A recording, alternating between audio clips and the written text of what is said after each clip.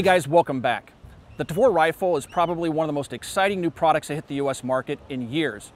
I've had my Tavor rifle now for a couple of months and I've really come to appreciate the features and the functionality of the rifle.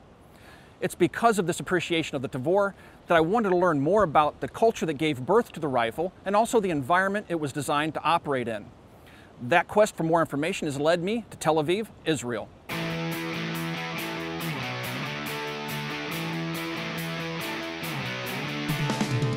Israel is a beautiful country located on the shores of the Mediterranean Sea.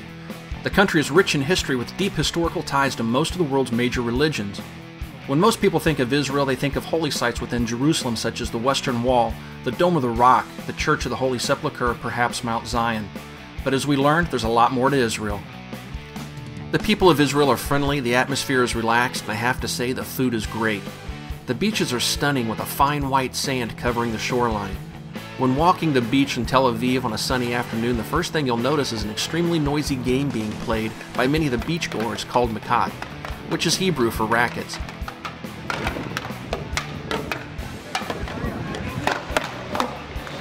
It's similar to tennis, except no score is being kept and the goal is for both players to keep the ball aloft for as long as possible.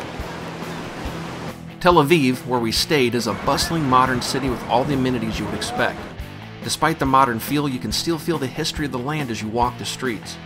While I found a few vestiges of home like McDonald's restaurants, Tel Aviv has its own unique feel, and let me tell you, the city never sleeps. The nightlife in Tel Aviv is world-renowned, and having witnessed it firsthand, I can see why. We also toured the ancient city of Jaffa, which is where Tel Aviv originally started.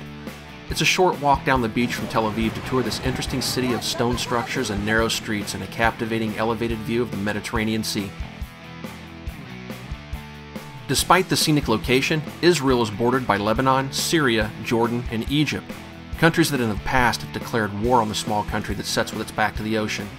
It's because of the constant threat its neighbors present to the security of Israel that they've become one of the world's most recognized manufacturers of small arms. As they say, necessity is the mother of invention, and it appears to ring true in Israel, which is home of the famous Uzi submachine gun, Galil rifle, and the Tavor, the reason we came to Israel. We arrived at 4 in the morning local time, but I wasn't interested in catching up on sleep. Later that morning, the guys from IWI picked us up from our hotel in Tel Aviv and took us to the Israel Military Industries, or IMI, business compound where Israel Weapon Industries, or IWI, currently shares its facilities. The guys from IWI went out of their way to make us feel welcome. As we entered the factory, we passed a US flag flying beside an Israeli flag. The first stop on our tour was a showroom where many firearms manufactured by IWI, both current and past, are on display. The walls were filled with Galil Ace rifles, Jericho 941 pistols, Uzi submachine guns, Negev belt-fed machine guns, and of course, Tavor rifles and even the X95. The first thing to catch my eye was an early prototype of the Tavor rifle sitting on the wall. I had to take a closer look at this. The prototype Tavor is made of an unidentified polymer. It felt much like fiberglass. The optic was a mock-up and didn't function. It looked as though it had internal parts at one time, but they were no longer present in the rifle. It's amazing to see where the concept of the Tavor started and how it evolved into the rifle we know today. Ergonomically speaking, the prototype felt very similar to the final production model. One of our hosts, Gilad, who's the marketing support manager, showed us around the showroom. Many of the firearms on display were things I'd only seen in pictures, like the Negev belt-fed machine gun or the X95. The Galil Ace was another firearm I was very interested in. As a young man growing up in Kansas, my buddy had a Galil 5.56 rifle that we shot all the time. Later, I bought my own Galil rifle, which I had for many years. The Ace is the latest evolution of the Galil, and is something we've yet to see on the US market. After we spent some time touring the showroom, our host took us out onto the floor of the factory so we could get a look behind the scenes on how these firearms were manufactured. As I walked through the shop, it was impressive to see racks of rifles in various states of assembly. The plant was well equipped with all the modern tooling you would expect to see.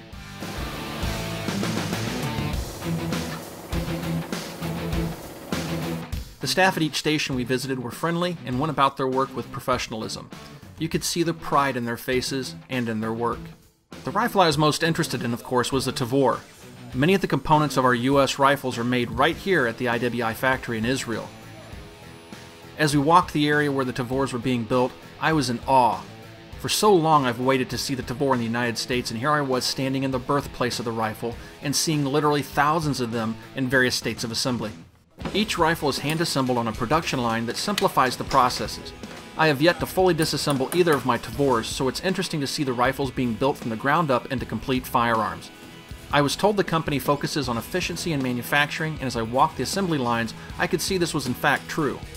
As I followed the assembly of a single Tavor down the line, I was impressed to see it only took a few minutes to turn a box of parts into a complete rifle. I've always been a fan of the Jericho 941 pistol. It was designed in the 90s and is based on the popular CZ75 Czech handgun. Originally produced by IMI, production has since switched to IWI. The 941 designation has an interesting backstory. The 9 is for 9mm and the 41 is for a now obscure 41 Action Express caliber. The 41 Action Express was similar to the 40 Smith & Wesson, but instead used a rebated 9mm sized rim. Today the pistols are made here at IWI and are offered in a number of calibers including 9mm, 40 Smith & Wesson, and 45 ACP. The Jericho's production area is extremely well organized and streamlined in terms of production efficiency. Assemblers set facing each other and a shuttle system moves the slides and frames between stations. Again, it only takes a couple of minutes to turn a box of parts into a completed 941 pistol.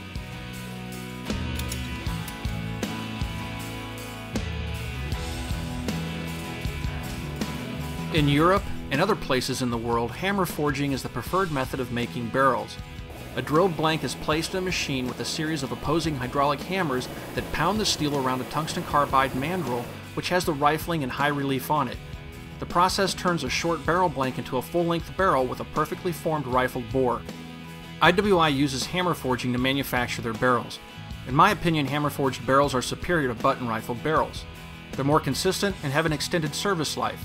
As a matter of fact, hammer forging came about during World War II to extend the barrel life of machine guns of the era. It was impressive to see the IWI hammer forge at work, as I've never seen such a machine in operation before. I enjoyed the factory tour as it was an amazing opportunity to get a behind-the-scenes glimpse of the Tavor's home. But now that I've gazed upon all these firearms, the urge to pull some triggers took over. The IWI guys fully understood my desire to press a bang switch or two, so our next stop was a firing range just outside of Gaza. Before reaching the firing range, our host Asaf wanted to take us to a point overlooking Gaza. The site was a memorial to soldiers who had fought a decisive battle against an Egyptian military base just outside of the city of Gaza in 1955. From this point, we were able to look upon Gaza from the elevated position, not far from an IDF lookout tower. A military convoy was at the memorial, so we approached them to ask about their weapons. At first they were a bit apprehensive, as I'm sure not many tourists come to this out-of-the-way place to ask about their firearms. From the memorial, it was a short trip to the firing range where IWI had set up an amazing reception for us. Greeting us were many of our friends we had met at the factory, as well as several tables full of firearms and cases of ammo to go with them. Our hosts went over the features and controls of each of the firearms they had brought out for us. After that, it was time to pull some triggers. This is the TAR-21, current issue IDF version, long Picatinny rail, 380mm barrel, select fire. Look at the hardware in this clip closely. Here you can see a prototype Mepro 4x combat gun sight mounted to the Tavor in the foreground. And in the back you can see a Mepro MOR red dot sight with an integrated IR laser and a visible laser. The MOR is currently available on the US market, however we're still looking forward to seeing the 4x combat gun sight hitting the US market sometime soon. In the middle is a Tavor with a standard M21 sight.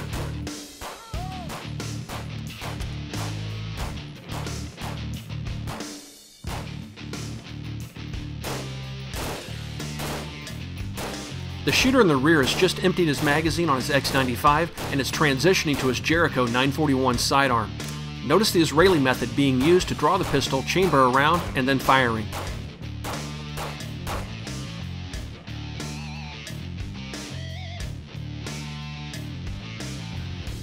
The X95, shorter version of the Tavor TAR-21, used by special forces in the Israeli IDF.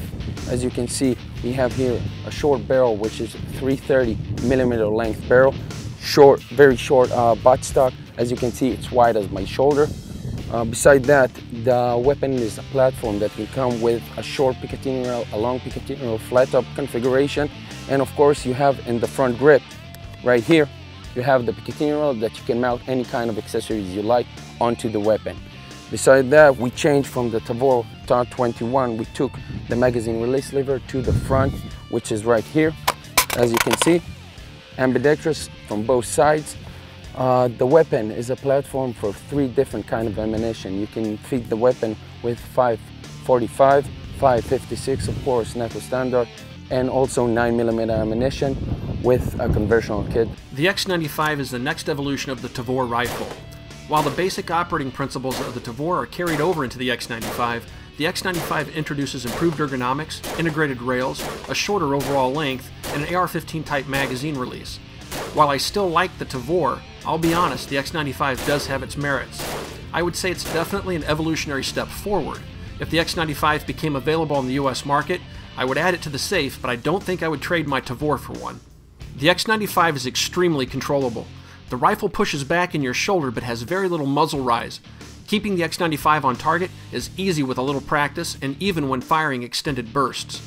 The MOR seen here is one of the most advanced red dot sights I've ever used. I currently have one of the US versions and we'll talk more about it in a future review video. This is the Negev 5.56 belt-fed, magazine-fed light machine gun. Relatively light, weights approximately 7.6 kilos. We have the ability to switch barrels with one hand in a matter of seconds.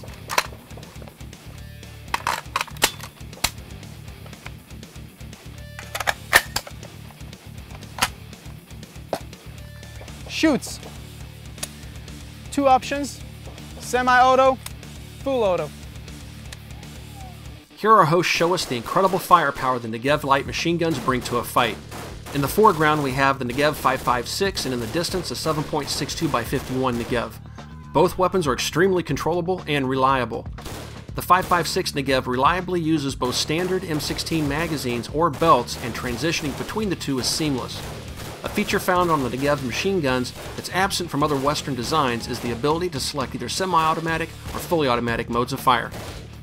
I have experience with the M60D, the M60E3, the M240, and the M249 SAW machine guns, and I would say the Negev is a cut above the competition. You have to use one of these impressive weapons to fully appreciate their capabilities.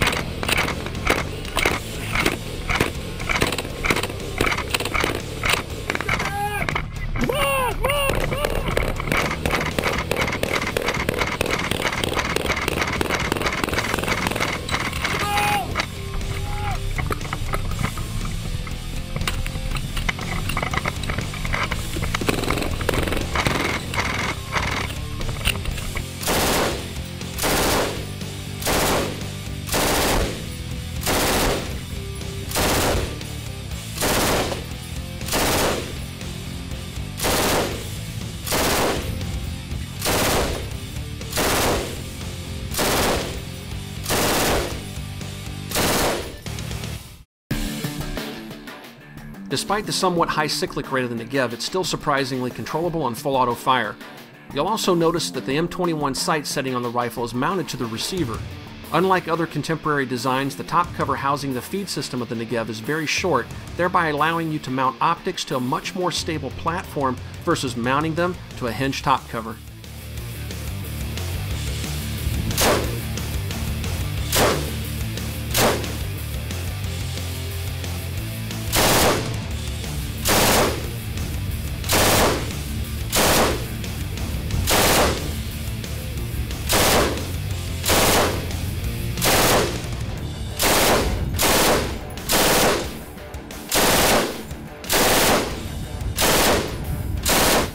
Okay, single firing, single shots.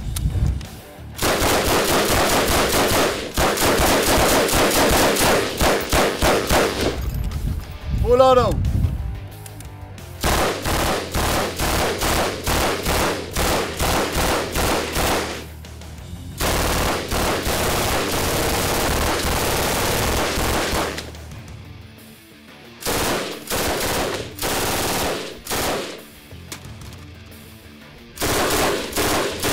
I also had the chance to shoot the new Ace 308 rifle.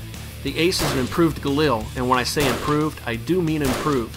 When you first pick up the Ace, you'll be surprised by its light weight. The original Galil was criticized for its weight, but the Ace feels much lighter, even in the 308 offering.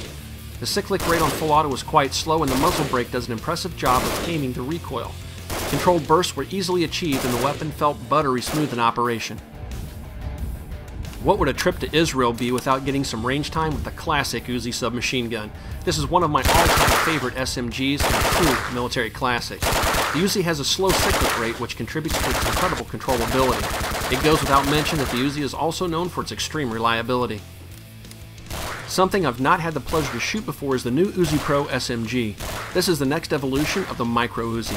The Uzi Pro changes things up quite a bit from the original Micro Uzi in that it offers a left-hand charging handle, a new Tavor-like trigger guard, a forward grip, and the ability to mount optics on the top cover like the M21 that you see here. We spent most of the afternoon on the range shooting, and we fired several cases of ammo, and of course we had a great time. Being able to shoot a select fire Tavor and the X95 are currently the highlights to my summer, if not my entire year. I was equally impressed with the Negev and the Ace. I had only seen pictures of the Negev and always wanted to learn more about it. After having spent the afternoon with it, I can honestly say it's one of the best light machine guns I've had the pleasure of shooting.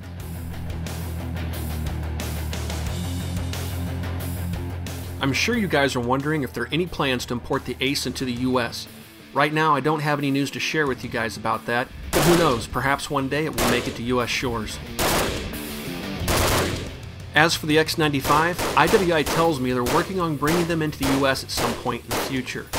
It will likely be a year or two before that happens, and it may initially come in as an SBR. We'll see, but hearing that news certainly excites me. I have a newfound respect for my Tavor rifles after visiting Israel and seeing where they were developed, how they're manufactured, and meeting the people behind the scenes who brought the rifle to life and to the US market. I want to thank our hosts for inviting us out and giving us an incredible opportunity to take you on a tour of IWI. We have an open invitation to come back in the future, and we may just have to take them up on that. We'd be crazy not to.